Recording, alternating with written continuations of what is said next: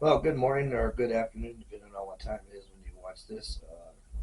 This will be my first YouTube video, so feel free to crack jokes about the newbie and the new guy needs to get some better editing software, and maybe he needs to get a better camera. That's fine. I can take that. My name is Ken Walker. I'm the owner of $3 Bricks and Minifigs. $3 Bricks and Minifigs is an online store. Currently, I sell through BrickLink and I sell through Brick Owl as of this morning. um, Little background on why I'm doing this is I'm about 6 years away from actually retiring. My retirement check will be decent and I'll be able to make a living off of it, but I need to be able to have additional money and I want to stay busy. At this point in my life, I don't really want to work for somebody else. I enjoy the concept of being my own boss. There's nothing like it. That's a pretty cool feeling. So that's the reason why. Now, how I got started was a couple years ago. I would say about almost 3 years ago. I decided I really had a craving to play with Lego because I haven't played with Lego in a long time. Bought a little $20 set. It was a little Yoda's. It was Yoda's Tie Fighter, basically. Uh, Spent about 3 hours putting it together and enjoyed it. And I was like, I want to do more of this, but obviously, groceries come first, right?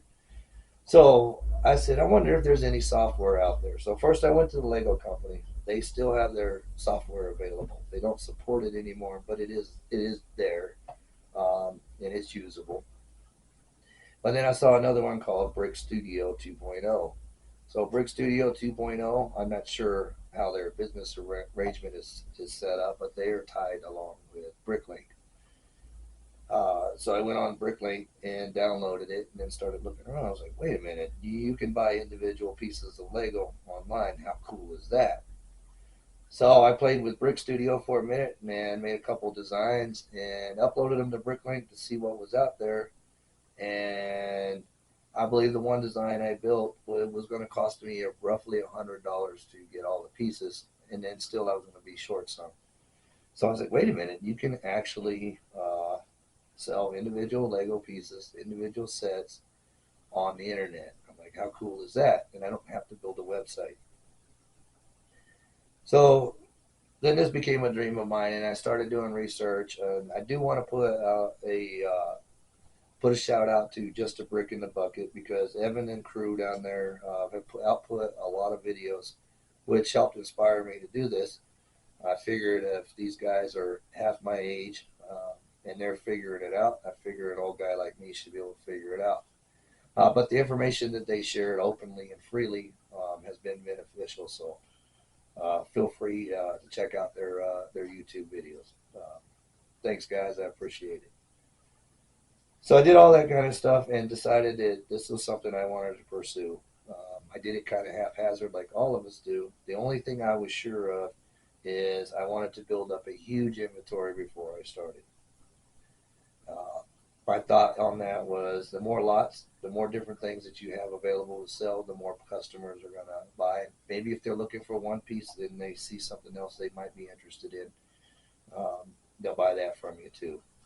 The other thing is, this is not a get rich quick scheme. You're gonna nickel and dime yourself to death on this. Some of these pieces, like I'm looking, I got this inventory up right now. This piece goes for 12 cents, or this other piece goes for six cents. I mean, that's the reality of it. Which is kind of it's not so great for the seller, but it is good for the customer. So that because then they can afford to buy a lot of stuff for a little bit of money. So that means they're going to come back to your store and visit. So I spent the better part of the last couple of years actually collecting and building my inventory up. So I got to the point where I was ready to open the store. I had an inventory. I had something like 20,000 pieces in there, which to somebody that's never done this before, that sounds like a huge amount. But for the guys that have been doing it for a while, they're like, "Yeah, your store's tiny, buddy." And I had something like 2,000 lots, or somewhere around there, 1,500 lots. So if you don't know, a lot is actually a unique item. For example, it'd be a brick 1x2 blue. Brick one, that would be one lot. A brick 1x2 black would be a separate lot. So those are what lots are. It's just different variety of pieces. And I had a retail value of about $2,500 using the average of the last 6 months to compute that. So I got all that stuff ready and got my store set up. As you can see behind me, I've got all these shelves put up and got all that stuff going. And once I got that, it was time to open the store. So before I opened the store, I wanted to make sure I took care of the legalities. Now, I'm not going to tell you how to do business because I am not a lawyer. But for my sake, it made more sense to go ahead and get an LLC and to go ahead and get me an EIN number. Uh, the EIN number is basically your employee identification number. It's kind of like a social security number for your business. So this was a fairly easy process if you learn to be patient with yourself and with the process and you just take your time with it. First thing I did was apply for my LLC. I said, okay, well, who does LLCs? Who do we actually have to file with? So before I contacted a lawyer, I got a hold of the website for Colorado State, for the Colorado State Secretary of State website. I'm sorry, I'll spit it out eventually. So I got on their website and found out they're like, well, basically all you have to do is fill out this following information, and you're basically doing an online affidavit that I so and so. No, you didn't have to raise your right hand. I so and so am opening a brick store. My address is this. I plan on selling this type of material. Excuse me, but I got that done. Well, Colorado basically had passed a bill not too long ago. They waived the fee to fire to get an LLC.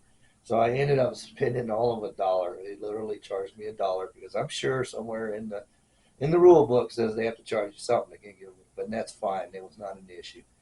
24 hours later, I had already been approved, and they sent me the following documents. There's also documents that state you're in good standing, and what that basically means is you as a business or a corporation have not done anything wrong up to this point. You'll need that later when you go to get your commercial checking account. The next thing I did was I went ahead and got my EIN number. Now, one of the things when you start a business, people are wanting to offer you all kinds of products. Uh, it's everybody's out to make money, nothing wrong with it. But immediately after I got my LLC from the state, I've got a text message that looked like it came from the state, and I don't know if they're affiliated with them or not. But what it was a business entity. Not they were not a scam or anything of that nature. That wanted to help me get my EIN. Well, they were going to charge you $200 to do it overnight. So one of the things, because I'm an older and wiser person and been around for a minute or two, I realized that if the government wants money from you, they're going to make it easy for you to get yourself in a position where you have to give them money. Hence, it's free to get an EIN number. Okay, all you have to do is go to Social Security, not Social Security. I know I'm getting close. We're not there yet. All you have to do is go to irs.gov. Now, the key part on that is irs.gov. There are a lot of scam sites out there that pretend to be IRS or other government agencies, and they're not. They're the only ones allowed to use .gov instead of .com or .net or anything else. Okay, so generally speaking, they're good to go. Although if Social Security Administration is asking you for your Social Security number, you might want to question it like, don't you already know that? Right. Anyhow, that process was very painless. Just took a matter of a few days. Then the next step was to get a commercial bank account. So I wanted to do business with the bank I currently use. Um, they'll remain nameless, but they were my wish security service. Um, Anyhow, I wanted to continue to do business with them. So I ended up making an appointment because I did a walk-in basis, and the lady said it takes more time to set up a commercial account than it does to set up a regular account, and I need the following documents. So I made an appointment with them. So note to yourselves, if you're going to set up a commercial account, you're going to need your EIN, you're going to need your LLC, okay? then you're going to need to make an appointment. If you show up 5 minutes before 5 minutes before lunch starts, they're going to give you the long finger. Get on out of here. Because it did take it was a little bit lengthy process. Not bad, good customer service, but it just took a few minutes. So I got all that done. I'm telling my wife, I'm like, and then not only that, I decided that in order to back myself up, I wanted $1,000 line of credit. Some people are like, well, you can get more than that, and so forth and so on. Now, I understand that line of credit is not built off of me being a business entity. That is off of my own personal uh, track record and what they're able to offer me. Well, anyhow, I had to come home and yank my wife's chain, and I was come home all happy. And I was like, "Sweetheart, I got us a $10,000 line of credit. Let's get this work." And needless to say, she was not happy. So I had to bring her in the room and open up the bank account just to show her what had happened. So far, knock on wood, right? I haven't had to use it, um, but it's available. So somehow or another, I get a caught between paydays or something, and somebody makes an order, and I need to pull some money to ship it. I can immediately ship it. Um, so got all that stuff set up. I decided to go with BrickLink first because I was familiar with them. Um, Throughout this, you'll hear me talk about BrickLink and BrickOwl. I will say this about both of them. I'm pleased with the services they offer. Each of them has slightly different interfaces. So at this point in time, I really couldn't tell you that I had one favorite or another. And obviously, I want to get my name out there and I want to sell to as many people as want. And if I have customers that prefer one or the other, then that's fine. I bet you the really big Lego collectors probably use both of them. Anyhow, so BrickLink and BrickOwl both had similar processes to open in the store. BrickLink, you had to buy something. Um, they didn't say how much you had to buy, but you had to buy something and get a positive rating. So I did that, and it was frustrating because it took a couple days for them to get back with a positive rating, but they did. The stores I bought from did. Uh, then the next step is you have to apply to be a seller. So in order to be a seller, you got to have proof of identity. So I had to send them pictures of my driver's license.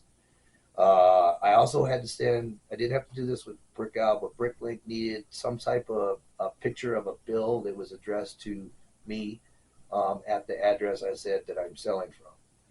So obviously I'm selling from home, so that was easy enough to do. Then both of them actually needed you to upload a photo or photos of your freaking inventory. So they want to see that you actually have product available. They didn't go through and be like, well, it says you got 2,000 uh, lots. I need a picture of every single one of them. No, this was just a kind of, do you really have product to sell? Um, so Bricklink took about a week because they did come back for additional information. It's not a slam on them. I provided the information. We were good to go. Brick Al got me within 24 hours. I don't know if it helped or not that I'd already been a registered seller on Bricklink. Okay, so now I have two storefronts. One of the issues is going to be to make sure if I sell something from one, that the other one I don't double sell and sell stock that I don't have. So there's software out there called Brickpacker, and remember I said everybody needs a little bit of money on that. So Brickpacker does charge you a fee. It's 1% of your total sales volume. I believe it's monthly, and you can look on their website for the details. However, I have no problem with giving them that kind of money, and the reason is they are going to keep both of my stores synced up, and that's going to allow me to sell from both of them. So I got that set up. The other thing is I went ahead and got everything online. I got set up. I worked out what kind of shipping, and I'm still having to adjust shipping. Uh, One of the things I'm finding is I'm overcharging on shipping by about $1 to $2. Um, part of me says it's okay to go ahead and hold on to that kind of money because you handled the product, you packed the product, you bought the stuff to ship the product. Uh, I don't know. Let me know in the comments what you think. My first several orders, I refunded the shipping that they didn't spend just because I thought it was fair. But I think if I was a buyer and I agreed to pay $5 for shipping and it only cost the shipper $3, then no problem. I agreed to spend that money on there. So I think I talked myself into it. But however, having said that, I don't want to overcharge them. Uh, so I got all my shipping supplies together and got everything set up. I ended up. That's the other thing you're going to need as far as this is both of these entities do business through PayPal. The good news about that is PayPal themselves, though, they do charge you a fee on transactions. What I did find is they weren't charging me fees on any refunds. They only charged me fees on money I brought in, and the fees were not very. They were reasonable. So I mean, I would chalk that up as cost of doing business because obviously we didn't design the website, we didn't build it, we don't manage it. Somebody's got to get paid.